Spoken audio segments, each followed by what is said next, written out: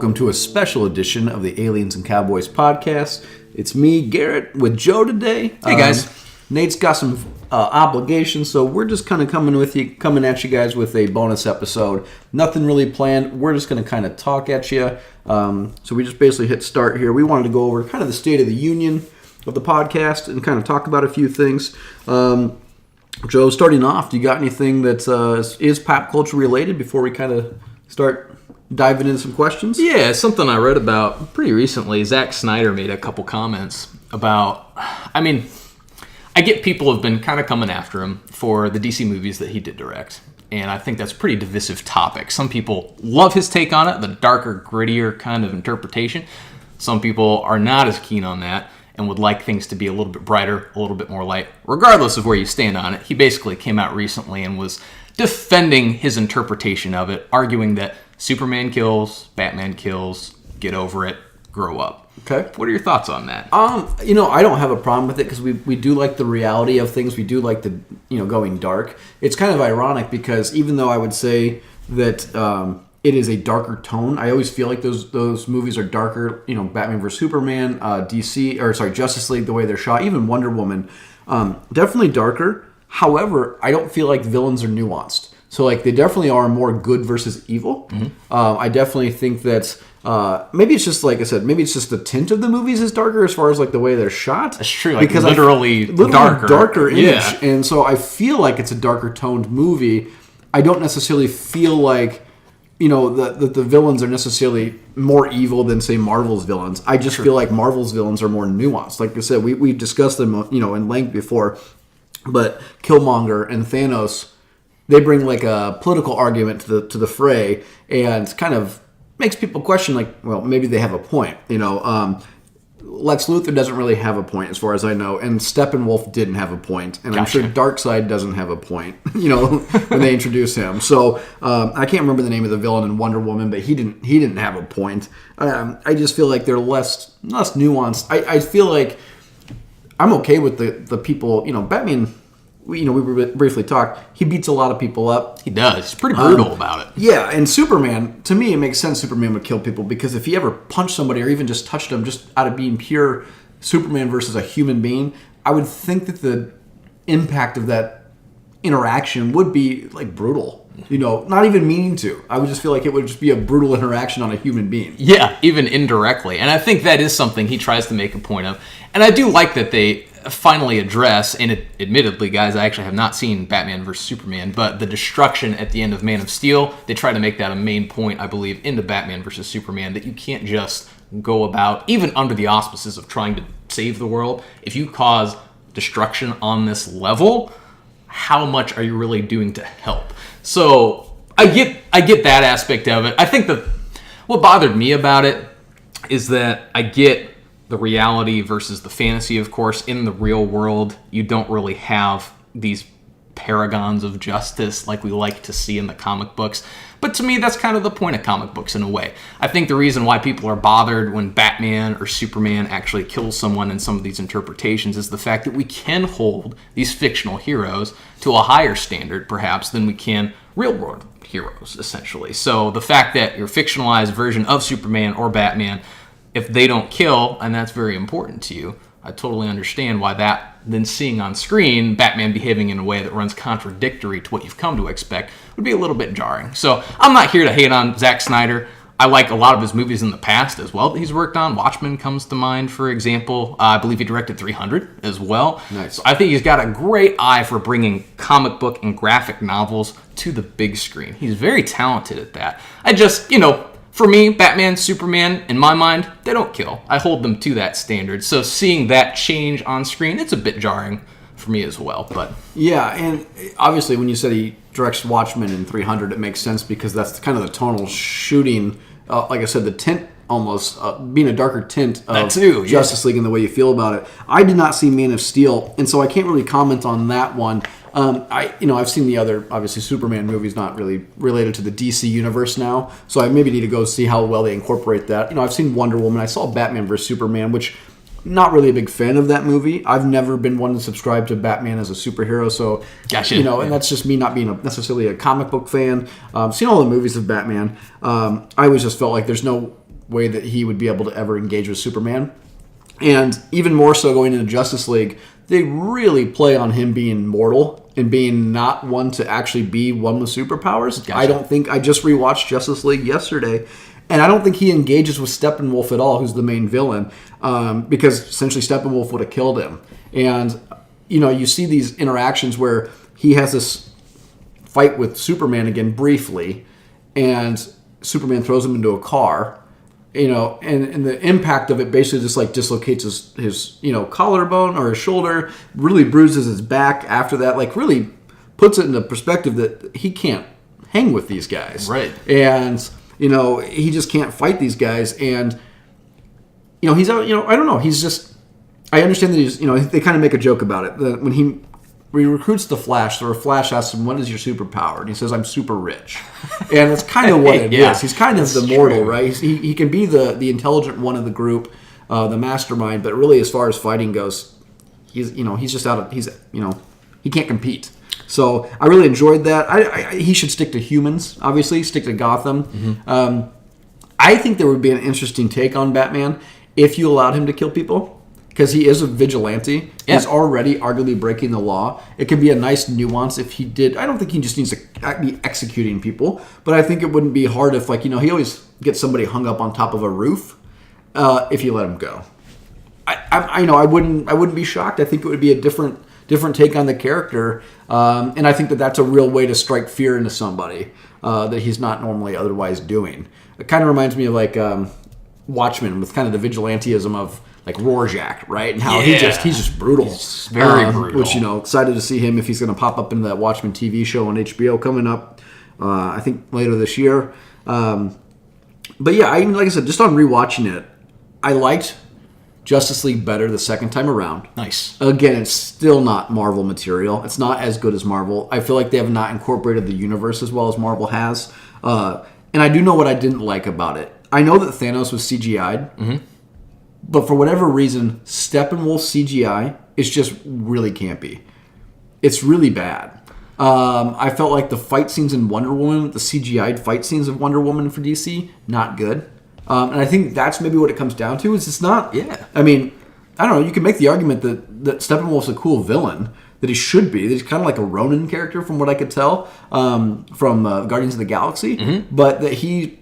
Like I said, he just didn't look good. He looked real computer animated. Whereas at least with Thanos, you can tell it's Josh Brolin. You can see his likeness in there. Yeah, they did such a good job with how they rendered his likeness. Yes. But still making him Thanos. Yeah, so he's CGI'd, but you're like, oh, this is Josh Brolin. I can see that. And so you can, I don't know, it just gets a better pass maybe. I agree. I think that is something that hopefully future DC movies can improve upon, because the acting talent is there, in my opinion. Yes. They've got an amazing cast and amazing actors to portray these roles in DC movies.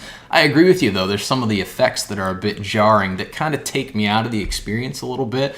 Most infamously with Henry Cavill's mustache. Have you heard about this? During reshoots for Justice League? No. So essentially what happened, and I'm not sure if you didn't know this, how much you would notice on a first watch, but when they had to call him back for reshoots for Justice League, he had, by contract, needed to keep his mustache for the Mission Impossible movie, which was that he awesome. was filming. I've not seen it. Which was awesome, by the way. I really want to catch that. So, because he was bound by contract to keep his mustache, he could not shave it. So they had to CGI out the mustache for some of these Justice League shots. Wow. And apparently, if you know that and you're looking for it, I hope it didn't just ruin the movie for a bunch of people. But apparently, it's very obvious once you start looking for it that that is definitely not normal when you're looking at his mouth when he's talking. But let me ask you a question, because you follow the comics a little bit better. Is Wonder Woman supposed to be as strong or stronger than Superman? She's very strong. Admittedly, power level wise, I'm not an authority and know as much about the comics as I should to say comics wise. Could she go toe-to-toe with Superman in theory? I can tell you she is very powerful, though. Well, yes. I felt like in Batman vs. Superman, they made her his equal. They did not make her his equal in this one. Now, they resurrect Superman, so, I know you haven't seen it, but they resurrect him, and he's always powerful. He's Superman powerful, so it's hard for me to say he's more powerful than normal, because to me, he's doing what he's probably supposed to do.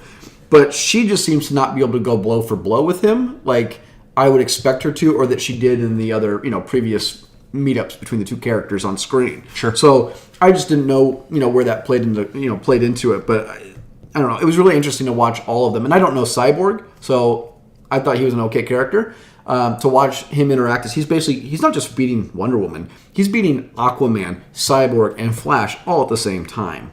And so I don't know if it's just a power surge, but that's why it's so hard with Superman, and probably what's going to be Captain Marvel, because if you make somebody a Mary Sue and they can do everything and they can stop everything, then what's the point? Because Steppenwolf basically holds his own against everybody until Superman shows up, and he just has no answer for Superman. I don't even think he hits Superman once. Superman wrecks him? Yeah, just wrecks him. Gotcha. And Superman races the Flash and essentially beats him. I mean, he's faster than Flash. He's stronger than everybody. That's why it was so hard for me, and I know that that's why the kryptonite is so important to his character's defeat of things. Yes, but it's exactly. just it just fathom it blows my mind to think that Batman would stand a chance against Superman. They really had to. This is a whole argument that many of our listeners probably also will weigh in on, the idea of Batman versus Superman. Obviously, outcomes in the comics, the outcome from the movie that they interpreted as well. Yeah. I'm a big Supes fan, so the fact that Batman can conceivably defeat Superman, I've always argued that would never actually happen. Correct. That they write it the way they do because everybody actually likes an underdog. So you're kind of rooting for Batman to win in a way because Superman is so OP in many different circumstances. Yes. But the reality of it, in my mind, Supes would win 10 out of 10 times. Well, and I feel like, and I could be wrong too, and I have no statistic to gauge this, I feel like Batman's the more popular character, probably because he is underrated, but just because the movie franchise that was Reborn was so, well done and dark, and like I said, it makes Batman that much more of a liked character. Not only that, but Gotham on TV, I think, helps out, keeps him in the forefront. Totally. I felt like, God, I can't think of his name, who was Superman that's passed away. He was Christopher Reeves. Christopher Reeves, right? Yeah. When he was doing the Superman movies with Gene Hackman as Lex Luthor, I felt like he was very popular. Superman was very popular.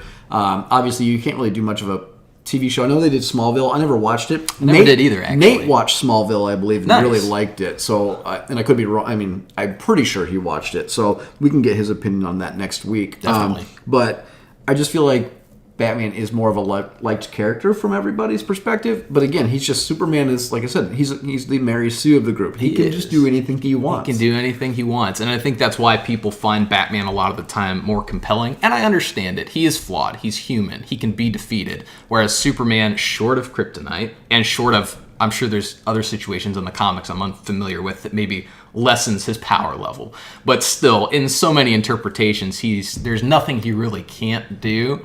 So I think what's important to understand about Superman that makes him a little bit more compelling where he otherwise might not be is that he is so powerful, but he still can't save everyone. The fact that if he's there at the right moment in time, obviously he can do just about anything.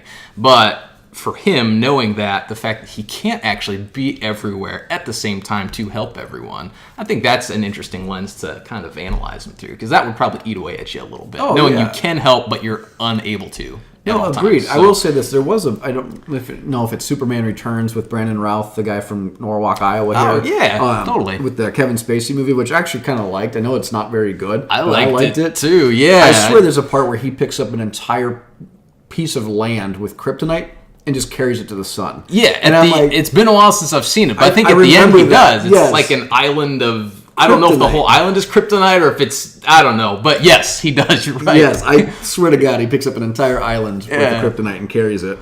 So however they played that into it, I'm not sure. I just really enjoyed Kevin Spacey. I know that he's persona non grata a lot in Hollywood now. Right. But he's such a fabulous actor that he was kind of took a different, ring to Lex Luthor.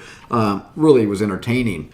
But talking about going forward with Justice League. Yeah. So they end, and I know I don't know if I spoiled it for you before, but I talked to you about it, that Deathstroke comes in at the end. That's right.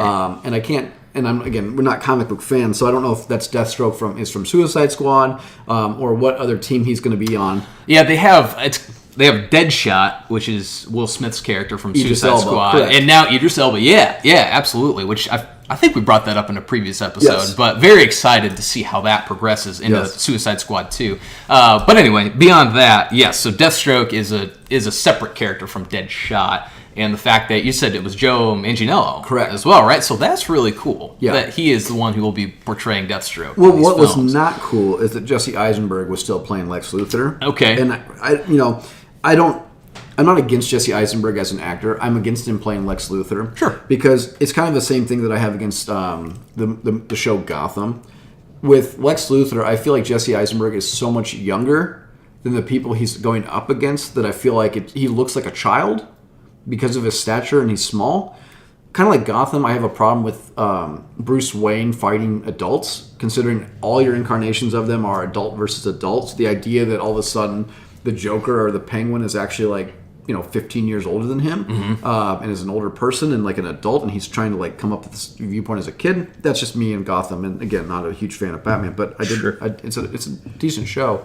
But Lex Luthor, back to him. Yeah. He just seems so small in stature, and he's not imposing at all, and he looks like a kid up against, especially Henry Cavill, right? He just doesn't, I don't know. And I know that Gene Hackman wasn't menacing either, but when he's standing next to, Reeves, Yeah. he doesn't look like a child. Right, and I think Gene Hackman, he still has, a persona about him Yes. that he's able to convey power through speech. Yes. Rather than necessarily being physically imposing. Yes. He is still imposing by his presence, I Yes. think, where I agree, Yeah. it's not so much the same in the newer movies. Yeah. But So let me, go ahead. Sorry. no, I just wanted to mention as well, in regard to Lex Luthor, John Cryer Yep. so for everybody listening, he's actually from 2.5 Men, I would say is probably what he's best known for. Yes. He played Alan Harper. He has been cast as Lex Luthor on Supergirl, the TV show. Okay. I'm very excited about that. I think he's a pretty talented actor, actually. Yeah. So to see him go from kind of the goofy character he was on Yeah. 2.5 Men to now play Lex Luthor, Sure. and I think probably a pretty menacing version of Lex Luthor, I'm excited to see how they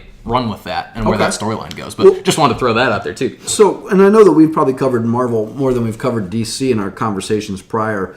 Where do you see DC going? I know they're going to probably do a Justice League 2. Yeah, I'm sure they they're eventually going to will. do a second Wonder Woman.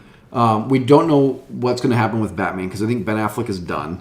He's done I don't now. know if Henry Cavill's doing another Superman. It doesn't seem like they were as successful as they wanted them to be.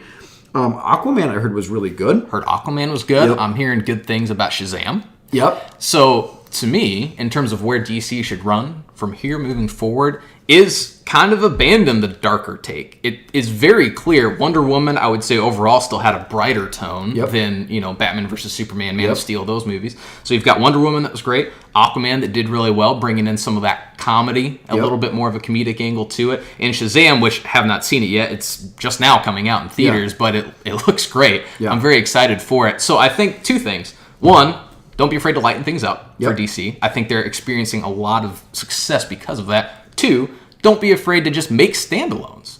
The Yep. fact that they're trying to do the MCU route and kind of do a bunch of standalones and lead up into a big team up movie, it didn't really pan out that way.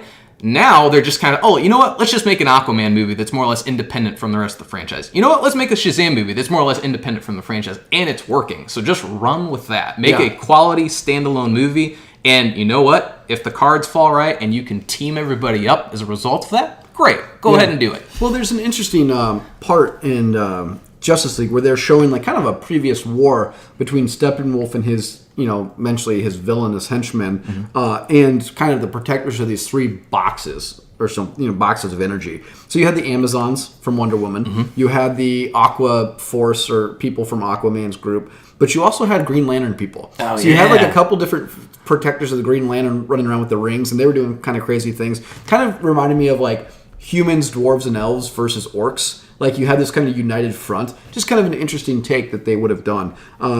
But going back to like Justice League 2, obviously introduction of introduction of Deathstroke makes me think they would go with a Suicide Squad, a squad versus a squad, which Marvel's not even done yet. There's not really been a Marvel squad versus a villainous Marvel squad versus a good Marvel squad. Gotcha. It's just usually one villain. Yes. Maybe like just a large army because you have to have people beat people up basically. You have to have Hulk smash everybody. So, Yeah, exactly. What are your expectations? Because there is the rumor that they're going to have Darkseid, because they mentioned Darkseid in this film, and Darkseid, from my understanding, is supposed to be like a Thanos type villain from DC, almost to the point where Thanos is a knockoff of Darkseid. Am I correct saying that? I would have to do more research there as well, to be quite honest. But I believe that. I mean, I believe that's what I've heard. That Okay. Darkseid came before Thanos. That a lot of the people actually in DC came before the Marvel universe. So it will be interesting to see what they have to say about that. That, like, essentially, I think Deathstroke is a modern version of Deadpool, or like a original version of Deadpool. So there's a lot of stuff out there in regard to how the character of Wade Wilson and Deadpool was based on the character of Slade Wilson and Deathstroke. Yes. So there are very clear parallels that was not an accident between those two characters. Sure. Yeah. So it'll be interesting to see him then as a character. Maybe they won't do a team-up villain. Maybe he'll be a single villain. Maybe so. He could carry a movie as a villain because Deathstroke is awesome. Sure. If he's Deadpool, Deadpool carries a movie. Well, by yeah, himself. absolutely. And even as a villain, I remember, what was it, the Origins of Wolverine? I think that Deadpool kind of turns into the villain at the end. Yeah, that's right. With no mouth. They sew his mouth shut or whatever. But he's able to be a pretty menacing villain for Wolverine. So, it'll be interesting to see where they take the DC universe. Have you seen anything on Dark Phoenix? I've seen the trailers for it, of course, but other than that, my only real knowledge of that arc comes from the original series of X-Men movies from the 2000s. With Famke Janssen as Jean Grey? Yes. Do you do you prefer the original Bryan Singer X-Men movies? Or do you like the kind of the reboot with Days of Future Past, the First Class? What do you prefer? I actually prefer the newer ones. I did too. I prefer the newer ones. I agree. I think seeing Michael Fassbender, of course, as Magneto, and help James me out. McAvoy. Thank you. Yeah, of course, as Professor X. Those two starring opposite each other are fantastic. But even beyond that, the supporting cast, the rest of the mutants, also do a great job at it. I think Sophie Turner actually is going to be an interesting character. I thought Famke Janssen did really well. Yeah, I agree. And here's the thing: that's not a knock, because Patrick Stewart and Ian McKellen are great, and they're great as are they too? They're great as sage heroes, like old versions of them. And exactly. I really like was it Days of Future Past, where they send Wolverine back in time to essentially recruit Magneto and Wolverine again. Yeah. And they had this kind of last stand with some of the characters you don't get to see yet, like Bishop was in there, and kind of really neat. But I really like Ian McKellen.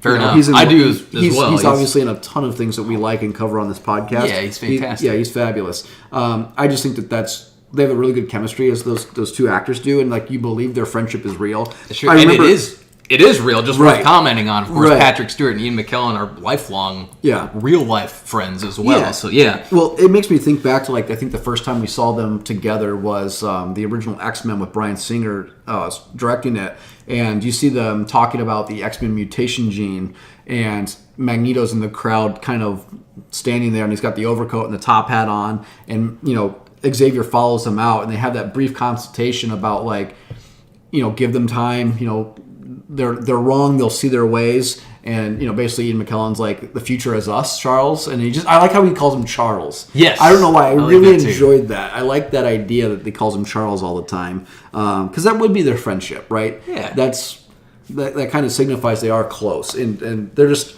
disagreeing on, very important things. Let's be fair, right? You're talking about disagreeing on basically wiping out humanity, right? But you're just, at the end of the day, they would die for each other essentially, and they do. Yeah. At least in the X-Men, that happens. So I'm excited for that too. I think Dark Phoenix will be really, really exciting. I thought Apocalypse was kind of a letdown. Actually, I didn't see Apocalypse. Which I think Oscar Isaac is Apocalypse. He is. Yeah. Yes. Really weird to go back and see that now. He's also popping up in a lot of things recently we like to cover here too. It was okay. It was interesting. They introduced Storm, which I thought that her character was really cool. Yeah. But for the most part, it was one of those things where there was a lot of theories on that, because they were talking about bringing in Wolverine as one of the 4 horsemen of the apocalypse, and that was always a rumor that he was going to pop in and be one of them. Okay. So he does show up in the film, but he's essentially Weapon X. He's basically his original self before he... They kind of start it where they release him. He runs out into the forest where essentially that's where they're going to arc that story, where he comes around into Bryan Singer's X-Men. You know what I mean? That he's he's running through the forest. He doesn't know where he is. He's in he's in the snow. Right. They kind of arc it, and they start it in this last X-Men movie, Apocalypse, which is really good. Nice. So let's just say get out of pop culture here. What I want to also ask you too, Joe, is let's talk about some of our favorite movies, TV shows, directors, actors. So recently I watched, and I'm going to look him up real quick. I watched 2 films of this guy, and they're kind of crazy films. The first one is, I think it's Cell Block 99 with Vince Vaughn. And the next one is, I think it's, I'm trying to find it, Tomahawk Bone Chop? Bone Tomahawk? Is that the one? Is that what it is? Yeah. Bone Tomahawk. Okay, so it's directed by Craig Zahler. And I watched this movie today. It stars Kurt Russell. It's a Western. Didn't know it was a Western horror film. That'd be a bit of a shock. Yes, and really weird cast. Patrick Wilson's in it, and I haven't seen Matthew Fox in something for a long time. And so it was weird seeing Matthew Fox. David Arquette's in this. Richard Jenkins is in it. So just a really kind of weird group of people. Sid Haig from the Devil's Rejects films. He plays like the kind of the clown guy with the big beard on it. Okay. But really brutal film.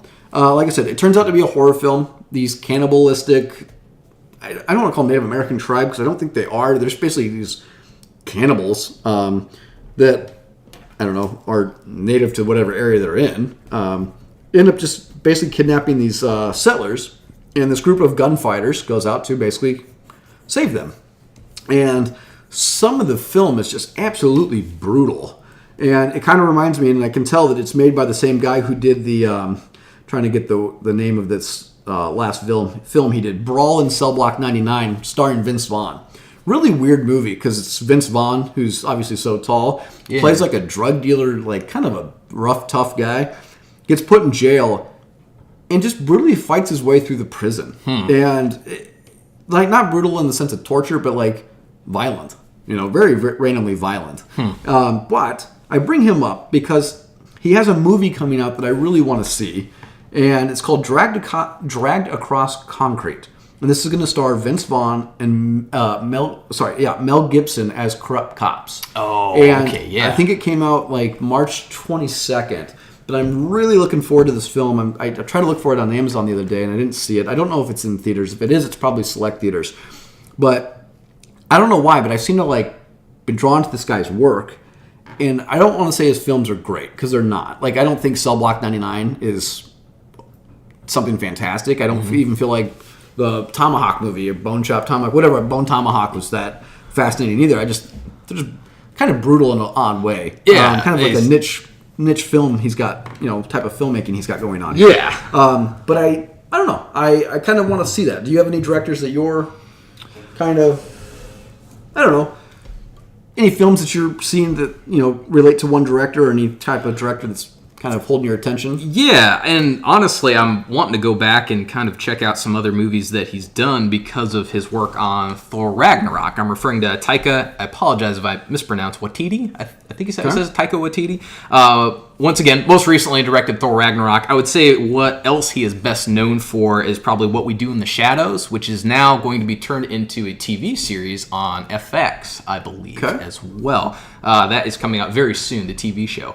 But so I'll have to check out that original movie as well. I've heard good things. I heard I think it's supposed to be kind of a dark comedy, essentially about vampires, is my understanding. Okay. But anyway, I digress. So I'm very keen on what he's going to be doing for future projects, especially because of this. So not only did he direct Thor Ragnarok, which I absolutely loved, that probably shot to my top 5 list for MCU movies. Okay. So he directed that. He also voiced Korg, which is the giant rock guy in Thor Ragnarok. So not only did he direct, but he voiced Korg, and Korg I thought was one of the best parts of the movie also. Definitely a fan favorite. Yeah, definitely a fan favorite. But I believe he's also going to be, I don't know if he's producing, I think he at least has a director's credit on one of the episodes for The Mandalorian coming out on Disney+. In addition to that, he did release an official photo with him, looks like in a voice booth, recording for something. The picture behind him is of infamous bounty hunter IG-88. So I'm very intrigued if that was just to mislead us or if he's actually voicing IG-88, because we haven't heard IG-88 really speak. Yep. At least not to my knowledge. I'm trying to remember if the Clone Wars animated series had IG-88 in it and he spoke. Listeners, correct me if I'm wrong on this. You can comment on Facebook and Twitter. But I don't think we've ever heard him speak. So I'm curious what a Taika Waititi voiced Murderbot would sound like. Yeah. But regardless if he ends up voicing IG-88 or not, I'm very interested and excited to see his future from here because I think he's got now a lot of opportunity thanks to the success of Thor Ragnarok. Yeah, well, in the live action, IG-88 alone will be really interesting to see in The Mandalorian, which is kind of nice. Absolutely.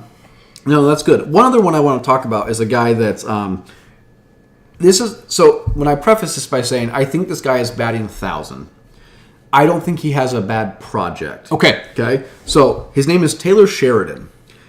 If you've watched Sons of Anarchy, you'll know him as David Hale, who plays the sheriff's deputy in the first season, maybe first season and a couple episodes of season 2. Okay. He is the writer for Sicario. Nice. And Sicario 2. He wrote and directed Wind River, and he wrote Hell or High Water, and he created this Kevin Costner Cowboys show called Yellowstone, which is supposed to be very popular. I've not yet seen Yellowstone, but I've heard I've not heard a bad thing said about it. Nice. So I'm going to assume it's good. But his other 4 projects that I have seen, all 4 of them, are fabulous. This guy has not done anything bad. I don't know what he's going to do next, but I know that we've talked about as a Western, and it's kind of great because he's kind of redefined the modern Western with Wind River and Hell or High Water specifically. Yeah. Which Wind River and Hell or High Water are both on Netflix right now. If you haven't seen them, go watch them. They're great. Good cast of people. Wind River is Jeremy Renner and is Elizabeth Olsen. Okay. Yeah. And Hell or High Water is Ben Foster, Jeff Bridges, and Chris Pine. Nice. So just a good cast of people all around for both films. Absolutely. And really, really strong. I mean, I would have to say, because this is going to go into my next kind of question for you, if I were going to tell you a movie that everybody should go see right now or make sure that they've seen is Sicario. Sicario is probably one of the best films I've seen in the last 5 years. And I think it's already on my top 5 list. I think it's that good. I think Benicio del Toro is amazing in this film. Does a great job. Yeah. And I think that Josh Brolin obviously does really well. I think that the second movie was not as good, which most sequels aren't. I think it would be good on its own. I think when comparing it to the first movie, it's kind of a letdown. But it is still neat because they take it to a different angle, which is nice. So like I said, Taylor Sheridan is a director that I'm following. He's a writer I really enjoy.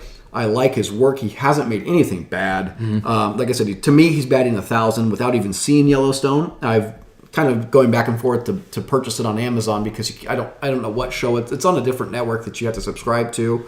I think it's like Paramount Network or something like that. Oh, okay. Yeah, so it's not like I don't think it's on regular TV. Sure. So I really enjoy, like I said, just enjoy his work. It's great. His a lot of real in-depth concepts. Like I said, the Hell or High Water is kind of redefined as like a modern Western with these two down on their luck brothers basically robbing banks, and kind of this displacement of kind of frontier history as Frederick Jackson Turner's thesis. Okay. And kind of this you can't really go west anymore. So what do these men do? And in difference in his portrayal of Native American culture is great in Wind River. So I don't know. I really enjoy that. I like his work.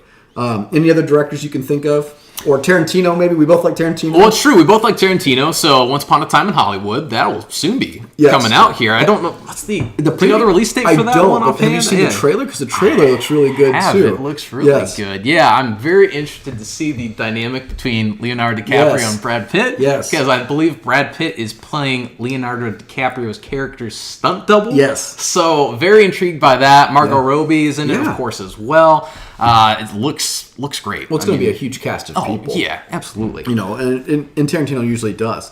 Besides Tarantino, because I think he's obviously probably a fan favorite of everybody's. Any other directors you can think of off the top of your head that people should check out their work? I mean, nothing specific in terms of directors, but I did want to bring up a show that's on Netflix right now that just came out not too long ago. Have you seen Umbrella Academy yet? I have not seen Umbrella Academy. I mean, I've seen the trailer for it. I've seen it pop up on Netflix. but it's not made it into my queue. Sure.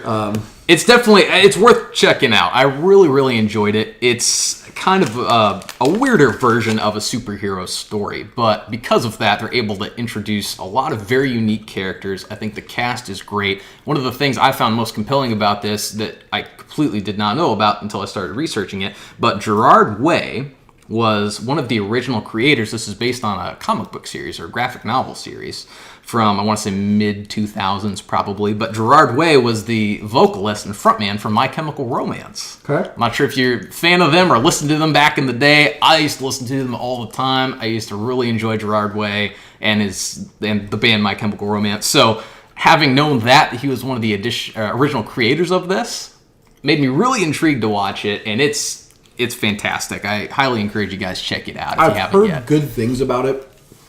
I don't know if I'll watch it. We have a busy slate of things coming up here too. So, yeah. And not only that, but there's a lot of things I want to watch that I've not seen Punisher season 2 yet. I haven't either. Good point. I haven't seen Daredevil season 3 yet. I haven't either. So I need to do that. Right. I mean, there's just a lot of things. Plus, there's a couple shows that are going to actually start this weekend that are good. And then obviously Game of Thrones coming up, Watchmen coming up. Westworld, I don't know if it will come back this year or next year. Okay.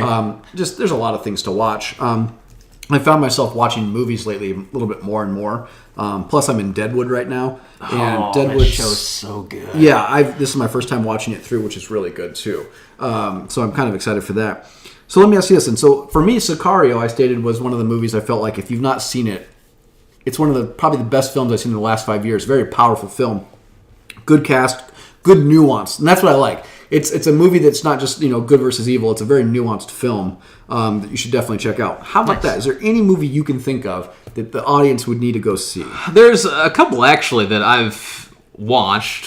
One very recently, and I hadn't seen it in probably about 10 years. It's pretty brutal. It's an intense watch, so it's not something you'll just probably turn on in the background for a light viewing experience. But Layer Cake. Have you seen Layer Cake before, Garrett? I have not seen Layer Cake, but that's where I got introduced to who Daniel Craig was. Yeah. I saw him I've seen probably like 30 minutes of it. And so I know what you're talking about. Yeah. Sure. But go on, please. Yeah, absolutely. It's on Netflix currently, so for any Netflix subscribers, pretty easy to check that out. Yeah. As I mentioned, the movie itself is very intense. Daniel Craig plays, essentially, he's a cocaine dealer. Okay. So it's obviously got a lot of that kind of culture surrounding it. But overall, phenomenal cast of people that's in this movie as well. It's really interesting to see Daniel Craig, because this would have been right before I think he was taking over as James Bond. Yes. Yeah. So one of the final films he made before officially being cast as James Bond. But great performances all around. Okay. Definitely encourage you guys to check that out. It's a good watch. It's an intense watch, but it's a good one. Well, speaking of James Bond real quick, we didn't mention this. Judi Dench came out and specifically stated that she thinks Idris Elba would be a great James Bond. They're starring together in something. I don't know if it's a play or if it's a movie. Whatever performance they were doing together, I didn't check that out. She was stating that her favorite co-star, she thinks would be a great Bond. So I just clicked into to find out who the name was. Obviously, clickbait of to find out you have to click the article. Of course. And it turned out it was Idris Elba, right? And so obviously that's been the most speculated name probably out there for James Bond. Right. I mean, let's be fair, we're James Bond fans. Yeah. And we're Idris Elba fans, so I don't think it would be, again, I don't think we'd be against it to see that happen. Yeah, and another one too that I just wanted to bring up. I ahead. know during our Tombstone movie review, we kind of brought up the fact that Tombstone obviously is just such a great movie all the way around that regardless if you're a Western fan or not, go check out Tombstone. Wanted to throw out Silverado as well. Okay. As a Western in similar vein as Tombstone in terms of the performances themselves are great, the cast is great, and it's worth checking out even if you don't consider yourself a Western fan. I highly encourage you to go give that one a watch too. Okay. I would put it in the same level as Tombstone probably for that reason. How about this? Let's do current TV show, like a TV show that you think of. I know you said Umbrella Academy. Is there any other TV show right now you think people should go out and watch? This doesn't have to be current. Okay. Let's just do this. How about this? Like, if I were to say, if you could think off the top of your head, 3 to 5 TV shows, they can be different genres, they can be old, that you can think of that like maybe are your favorites, so that you'd like people to see. Yeah. Is there I can go first if you'd prefer. Okay, go ahead. One comes to mind immediately because it's Gosh, it's in my top 5 favorite shows of all time easily, if not at the very top. The Last Kingdom, also on Netflix currently. Okay. It is phenomenal. It follows the character primarily of Uhtred, and this is set for kind of perspective, really during the Norse invasion. So you've got Saxons, Vikings, Norse, and also his relationship. Uhtred's one of the main characters, but his relationship with Alfred the Great as well. Alfred the Great's portrayed by David Dawson. He's been in some other TV shows you guys might know. I'm looking up his filmography, so I apologize here. He's on Luther. He plays a really bad guy in Luther, actually. He's on Peaky Blinders as well. But anyway, his portrayal of Alfred the Great in this is fantastic. It's a departure for him from some of his more villainous roles that he's portrayed. But it is outstanding, you guys. Definitely check it out. As I mentioned, it's on Netflix, so easy to check it out if you've got a Netflix subscription. Give that a watch. I highly encourage it. I do not think you'll be disappointed. If you're a fan of Game of Thrones, of the show Vikings, for example, it'd be right in your wheelhouse. Got it. Yep. Okay. So that one comes to mind. What about one for you, though? Well, obviously, I don't want to say recency bias, so I'm not going to say Deadwood, because Deadwood is really good. Yeah. But my favorite show all time that I think everybody should watch if they can is Sopranos. Nice. I am a diehard Sopranos fan. I will die on that hill to say that's the best show ever made. And it's really sad that James Gandolfini passed away. Yeah. Because the way they end the show, there's a lot of ambiguity whether they could continue the show or not continue the show based on the ending. It's very controversial. Okay. Obviously, with him passing away, you cannot continue the show. So it kind of puts an, I don't want to say proverbial nail in the coffin, but it does. Right. Obviously, David Chase has got a movie coming out that's going to be a kind of a prequel movie to this to the show. It's going to have James Gandolfini's son playing him, which is really cool. Cool, yeah. Ray Liotta's going to be in it. It's going to be a really good. I mean, let's put it this way: if it's going to be anything like Sopranos, it's going to be a hit. And yeah, for sure. But like I probably watch Sopranos once a year, and it amazes me how good that show is every time I watch it, because it doesn't get old. It just is so great. And granted, I think you have to be a Mafia fan to watch it. However, it's so neat because of the portrayal of the Mafia in the modern day. So it's not like The Godfather. It's not like you're watching Goodfellas, where these guys just run amok. I mean, they do run amok. Clearly, they're not. They're living outside the normal societal contract there. Right. But the idea of how do they, in a world of technology and of obviously the Mafia has been basically, broken down from like the time they get to the Sopranos show. He talks about how he comes in at the end. It was great during his dad's day, but it's not great now. And he's just basically, it's a sinking ship essentially. And really great how he navigates it, but really great how he navigates his one family and his other family. The capital F and the small f. Gotcha. And that's really interesting how his like real life family with his wife and his kids play into the his life and his structure and the issues, and they do a lot of stuff with like mental anxiety. So mental health is a huge underlying aspect of the show, which I think is a reason why it holds up so well. It's just a great show. So if you haven't seen Sopranos, and it's not, obviously that's not a hot take. Sopranos is well regarded as an amazing show. Yeah, it's generally considered probably in the top. Most people would say it's one of the, if not, I would say, let's just say a top 3 drama all time. Usually the rankings come out like between Breaking Bad, Sopranos, and The Wire, which are all really good shows. I just think Sopranos is on its own pedestal, though, in my opinion. Yeah, fair enough. Okay. Definitely. Yeah. Another one I'm not completely caught up. I believe its final season is currently running on AMC, but Into the Badlands is another one. I just finished up the most recent available season on Netflix. And it's kind of a bizarre show. I recommend you check it out, especially if you like, obviously, anything action-oriented or even kind of kung fu movies, things of that nature. But it's set in an alternative future here on Earth where something has happened, a cataclysmic event of some kind has occurred, and now the world is being run by essential feudal society, by these barons. And these barons have splintered off into different factions, and obviously they're constantly vying for power. So you have a bit of the political dynamic there. But beyond that, there are these people with superpowers, to put it easily. Yeah.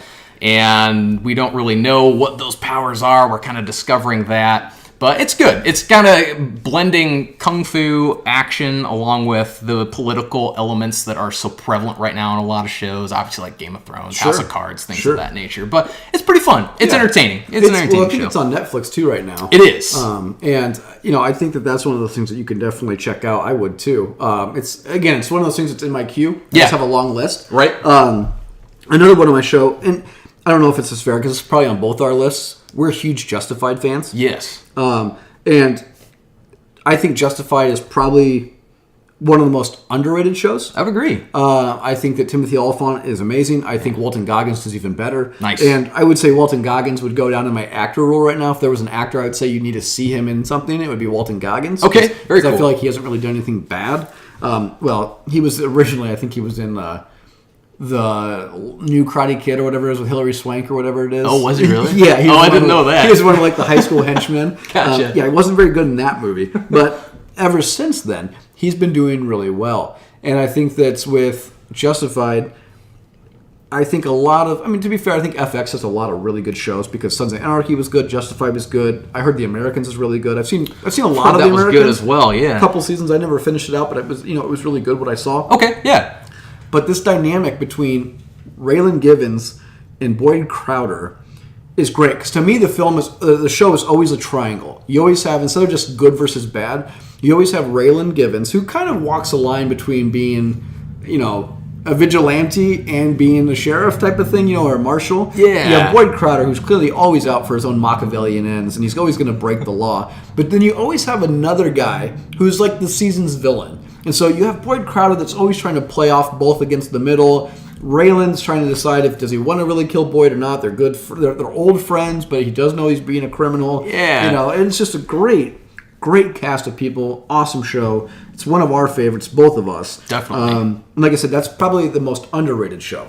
I would agree. That's probably toward the top of my list that I would recommend that people watch. It's, I think, a very accessible show, and it's something that you guys will not regret checking out. So definitely go give that a watch if you have not yet. Yeah. Yeah. Do you have any other show on yours? The only other one that I've been trying to catch up on, other than Game of Thrones, so I've been trying to watch more Game of Thrones to get prepped for that. I'm excited for our series of episodes coming your way here shortly, you guys. But otherwise, Longmire.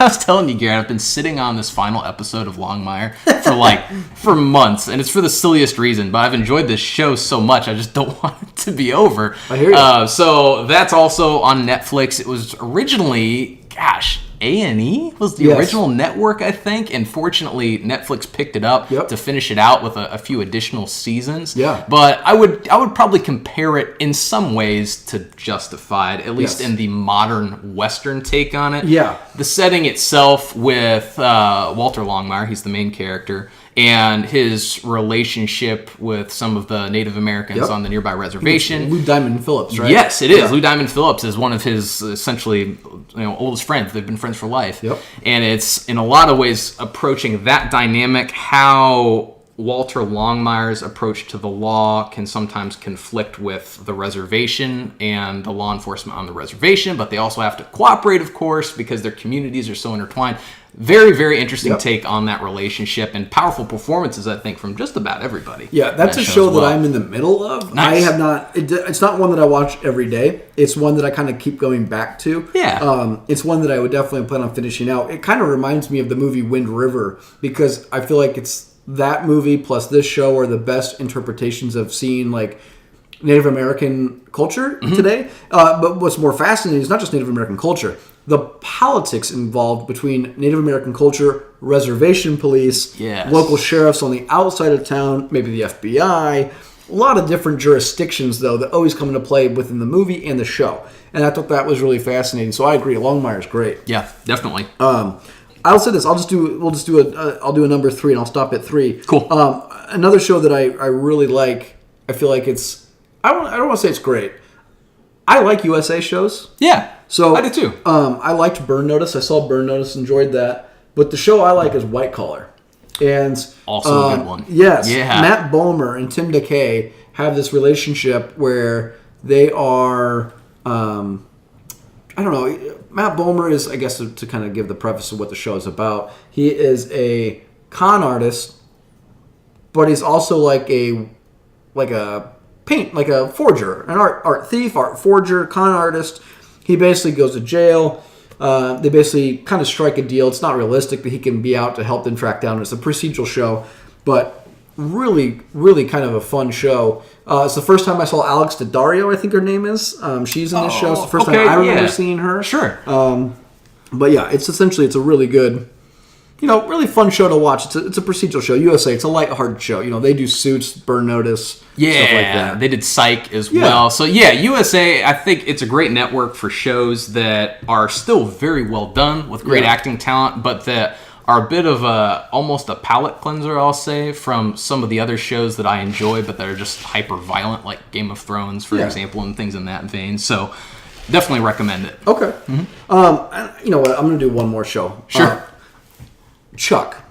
Oh, I've not seen Chuck. Yeah, you brought up Shazam, and Chuck is a show that's, for those who have seen it, absolutely love it. For those who haven't seen it, they don't really ever hear about it. And what Chuck is, stars Zachary Levi, who is starring in Shazam, and he kind of, he's the everyday nerd. He works at a Buy More, which is basically representative of a Best Buy. He works in essentially the Geek Squad, which is called the Nerd Herd. And essentially, Matt Bomer from White Collar is a CIA agent who was his former college best friend, sends him a USB drive, basically, or some kind of a attachment via email on his birthday that downloads essentially a technology into his brain called the Intercept, which allows him to basically track all the CIA, NSA, DOD secrets, profiles on people, whatnot.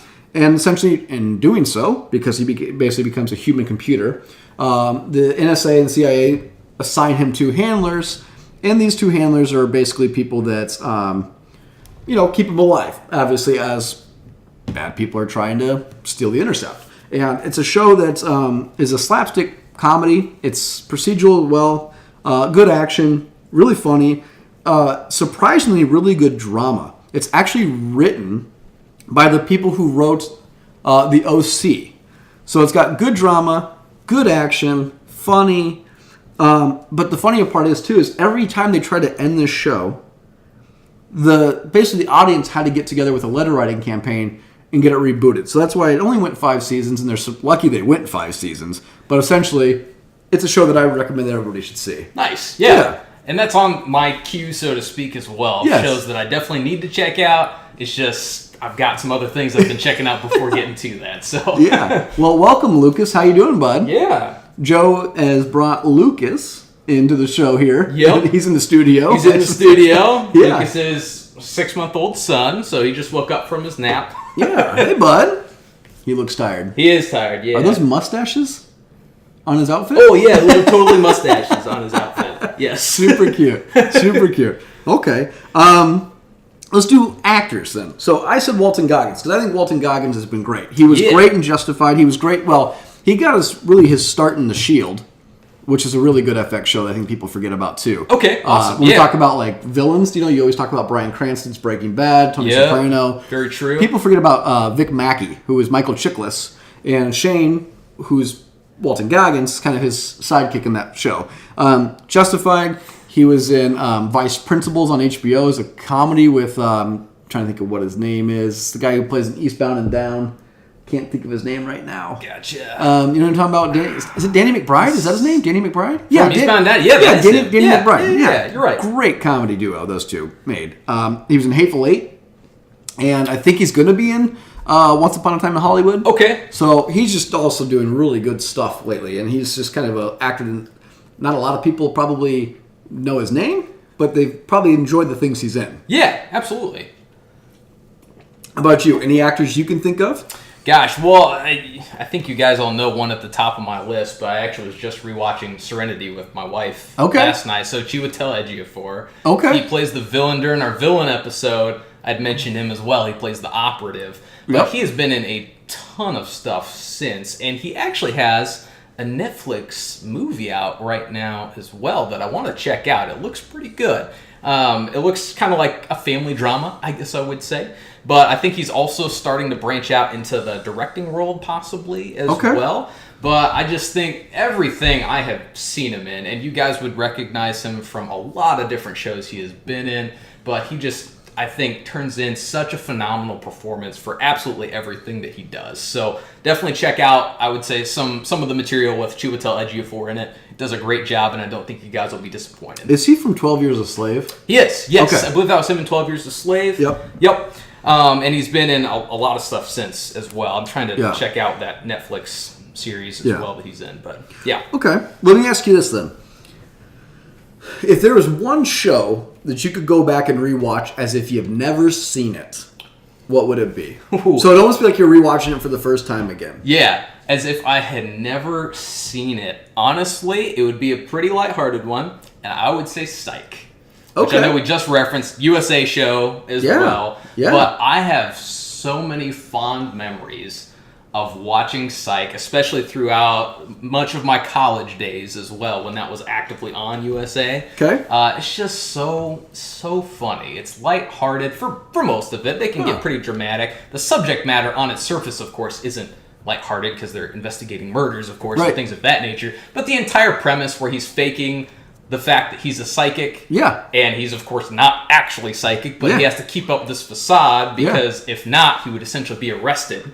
So it's just great. The performance that I'm drawing a blank on actors' names, so I'm sorry guys, but Sean Spencer and Gus are the two main characters, and the hijinks that ensue from it are so good. And the jokes still land to this day, so I'd love to be able to start that series over and experience it and enjoy it for the first time all over again. I've heard really good things about that show. That, I don't know if this was a USA show or not, but Monk, I heard was also really good. I think that's also on USA. I've heard good things about that. For me, it'd be Lost. Nice. Have you seen Lost? I have not, actually. Lost is a show that I know that it gets panned because it kind of didn't end the way people wanted it to end, and they're rightfully so. Right? I feel like they didn't know what they were doing when they were writing the show. The first couple seasons of that show are phenomenal. Nice. That is a show that you will watch it by a disc at a time. You know, I remember, and this was a stupid mistake of ours in college, Nate, who unfortunately he's not here to talk about it, we binged watched the first 5 seasons to catch up to the 6th season live. Nice. Was dumb. Because we were going for, it's a show that you can't just watch one episode. Right. Well, so we were going and watching like 5-6 hours a night of the show just to burn through it. Because there were like 22 episodes a season. That's a lot of watching. That's a lot of watching. To get to the season 6 where they're only doing 1 episode a week. Right? And so that's kind of like the idea of like streaming TV now. Like you can just like on Netflix you get all of it right away, so you can just burn it through it. Yep. Versus the every week you get 1 episode, which is why I think Game of Thrones is so interesting to people, because it's the last show that people are going to be like, oh, I'm going to watch that 8 o'clock Sunday night. I know you can stream it. I know people will stream it. But the idea that people are going to still, 8 o'clock Sunday night, that's a show they're watching. Yeah, the fact that you're sitting down on your couch, tuning in when the show's actually airing, that's not something a lot of people do anymore. It's rare right now. And the majority of people are going to do that. 8 o'clock Sunday night, boom, we're going to watch it. Yep. This is like the last show that's outside of reality TV that people probably do that. Yeah. So that's kind of a fascinating, just kind of a cultural dynamically shift in our, TV viewing. But Lost, if you haven't seen it, what can I say? It's a good cast of people crash land on an island. Smoke monster, which is weird. There's the others on there. I don't know how to explain it more than that. It's just a show that you should definitely go give it a shot if you haven't seen it. It's an addicting show. It's probably the most addicting show I've seen, just not the best show I've seen. Fair enough. That's a good distinction to make. Yeah. How about any movies coming out that you're excited for?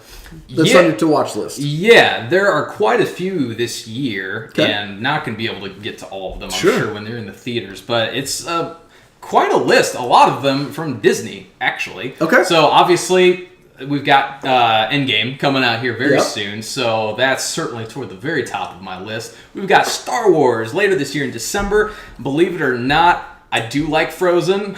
So nice. Frozen 2 looks awesome. I think that's one I'm going to try to take my wife and my daughter to. Check that out. Looks like it'll be pretty cool. But yeah, there's some good movies coming out this year. How about you? What about Aladdin? Yeah, Aladdin looks cool too. Yeah, I'm gonna go see Aladdin. I'm excited for that. How about Lion King? Oh, that's right. See, you're reminding me of movies I'm forgetting. Do you think that you're going to cry at Lion King? Oh, yeah, with Mufasa? Yeah, I think that's going to be tough to see that. A little baby. Yeah, tough to see that live action.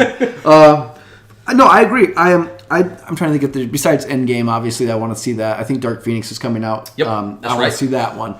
And Hellboy. Obviously, that's coming out next month too. Yeah, I think Hellboy and Endgame come out within weeks of each other. Yeah, so that'll be a busy couple weeks because both of those I do want to try to see in theater. Those two, and then toward the end of the year, especially with Star Wars, want to try and catch those three, especially actually in the theaters. It's a big year for movies. It is. There's quite a few big name movies. It's kind of interesting because we were talking about the other day. We were trying to debate which decade had the best action movies. Yes. And we were debating because I said, maybe the 90s had the best action movies. And you said, I think it's the 2000s. The 2000s, right? Yeah. And one thing we noticed was like in the 90s, you have a lot of like the Bruce Willis, Arnold Schwarzenegger, those kind of like Sylvester Stallone movies. In the 2000s, you get to the Marvel universe. And you start getting like the Avengers, and you start getting the Iron Mans and the Batmans, and you get a lot of these more superhero action movies. Yeah. I think we found some common ground, though, in what decade? The 80s. We did say the 80s, actually. We went back and looked at the 80s and said the 80s actually probably had the best action movies. I think the 80s wins it, yeah. Well, and that's the question I was going to ask you, too. So there's, I kind of made the comment on a previous episode, and I asked if, is Keanu Reeves the best action hero? Okay, which is interesting, right? Yeah. But I also wanted to ask, can you think of a guy who had a better 3-movie run than Nicolas Cage? Remember, he does like Con Air, The Rock, and Face Off. It's like the Nicolas Cage trifecta. I will throw Gone in 60 Seconds in there as well and say it's a 4-peat because I really like Gone in 60 Seconds. That movie. It's been a long time since I've seen it, but it's not part of the trifecta though. True. I'm trying to think. I mean, I'm sure if I go and look up his IMDb or whatever it is, that Sylvester Stallone probably had like Rambo, Rocky, Rambo 2, Rocky 2. He's probably got that. But I was just curious. Do you think any other person have like that successful like classic genre action flick 3-movie success that he had? So 3 consecutive movies. I would have to verify based on their filmography, but what about Schwarzenegger? Ooh. I think he's probably got to have a solid run. I want to say during our Terminator episode, we kind of touched on that a little bit. Ooh, that's true. We did. He did have actually a long run. Yeah. But let's see if I'm going to pull it up right now and see if he has anything that would be, for instance, like anything breaking in the middle that would prevent it from being a successful, like, consecutive run. Let me see here as I pull up his filmography here. Nice. Okay, so let me get his full filmography. He's got Predator. See, he doesn't go in a... I don't think he does it in a row. Well, he's got Predator, Running Man, Red Heat, which I like Red Heat. I like Running Man, but I don't feel like those are as good as like The Rock, Con Air, and Face Off. Fair enough. Predator is, though. Predator is really good. Oh, yeah. He does Total Recall, Kindergarten Cop, Terminator 2. So, problem is Kindergarten Cop, which I really like as well, because I just really like Schwarzenegger, doesn't do very well. But then he does Terminator 2, Last Action Hero, True Lies. Okay, see that that could be good. That's pretty solid. Yeah, I would say 2. Terminator 2, Last Action Hero, True Lies. That's a pretty solid trifecta. Yeah. How about this? Video games. Any video games that you're excited are coming out? Oh gosh, Borderlands 3 actually was just announced. So when that will be released, however, who knows? Maybe later this year, maybe next year at some point in time. Okay. But just saw the trailer for that just released, so I'm very excited for that. Okay. Honestly, I'm sure I'm forgetting of some others, but really what I've been doing is playing through my back catalog of games right now. All right. Kingdoms of Amalur is officially backwards compatible on the Xbox One at least. Nice. You all right, bud? You're good, bud. He's a Kingdom of Avalon fan, too. Yeah, that's right. But yeah, it's such a good game. Ari Salvatore was on the writing team for it. So, I mean, check that game out if you guys haven't. It was originally... Oh, buddy. It's okay. Originally a 360 release, but... Would you agree on the record that the best game you've played this year is Red Dead 2? I would agree with that. Yeah, we're both like-minded on that one. I still have not finished that. I kind of took a break from it, but I need to get back into it because I went out and bought like Grand Theft Auto 5 because I never played it, and so I bought like a cheap version. Just I think it was like $20. So I want to play that. Problem is I can't play it while Red Dead's still on my system because it's so big. Such a big game. Yeah, it's a big download. It's true. And I just thought of another one, Cyberpunk. Okay. 2077, I think, is the kind of subtitle there. But from the same studio who brought you the Witcher series. Okay. So that That's even more far off in the future than Borderlands 3. They are very much a studio that just says, it'll be finished when it's finished. So who knows when this game will actually release. But Cyberpunk looks absolutely outstanding. In terms of subgenres, Cyberpunk and Steampunk both are favorites of mine. Okay. So to see CD Projekt Red helm the Cyberpunk series, it looks mind-blowingly good. Check out the gameplay demo, you guys, if you have not already. It's really brutal, just forewarning, but it looks really amazing. The effects, the density of the city population, just how many things are happening at once. If they can deliver on that, it will be unlike any game that has truly been made to date, I think. It looks insane. I might have to check that out. Yeah. I'm trying to think if there was any other topic we wanted to cover. Like I said, we're just with you guys today for an extra bonus episode. We'll obviously be back with you guys on our normal, regular recording day. Yep. Joe, do you have anything else to add? Not really. Yeah. Not really. This has been fun, though. Yeah, we enjoyed it. Nate will be with us, obviously, this upcoming week. Yep. I don't know if you went. We did finally put the photo up. I know we talked about putting the photo up of Nate. We did put the photo up of Nate. Go out there and try to see if you can pick out which one he is. Go out to Facebook, Twitter. Like I said, get a hold of us if you like. Leave us a comment. Leave us a like. You can get us at Twitter at Alien and Cowboy. Email us questions, comments, concerns at aliensandcowboys@gmail.com. We haven't decided. I think we're actually deciding that we're going to do a movie review this upcoming week, and we're kind of throwing it around and maybe do a DC movie because we realize we haven't really done a DC movie yet. Yeah, and we like DC as well, you guys. So, it'd probably be a good thing to tackle a DC movie next. We might or we might actually go to X-Men instead of Marvel. Fair enough. Yeah, we don't know also yet. Also a worthy topic. Yes, but after that, don't forget, we're going to go Game of Thrones heavy for a couple weeks here. We're going to do a Game of Thrones rehashing basically seasons 1 through 7? 7, yeah. And just kind of break down the show, not review every season, but break down favorite character arcs, themes, surprising deaths, stuff like that. Exactly. Characters we wish they wouldn't have killed off, and just kind of talk about the show, what we think might happen going into the season, and then obviously every episode of season 8 we will break down and review on our normal time until the show is ended. Just because again, it's only going to be 6 episodes. It's such a cultural, changing show that's out, so everybody's watching it. So we thought we would review it. And then obviously from there we'll get back to our normal reviews. So anything else, Joe? Nope. Until then, guys. Lucas, anything else? Nope, you're good, bud. All right. Well, cheers, everybody. Cheers.